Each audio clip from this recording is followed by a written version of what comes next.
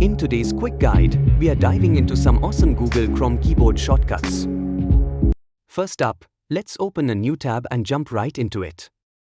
It's as simple as pressing Ctrl+T. Now, you've got a fresh new tab ready to go. Oops! Did you close a tab by accident? No worries. With Ctrl+Shift+T, you can reopen your previously closed tabs, one at a time, in the order they were closed. Got a bunch of tabs open? No problem. To jump to the next open tab, just hit Ctrl+Tab. And to jump back to the previous tab, use Ctrl+Shift+Tab. It's that easy. And when you are done with a tab, don't bother reaching for your mouse. Just hit Ctrl+W to close the current tab in an instant. So there you have it. 5 quick and easy keyboard shortcuts to speed up your Chrome browsing. Try them out and see how much time you save. Don't forget to like and subscribe for more tips.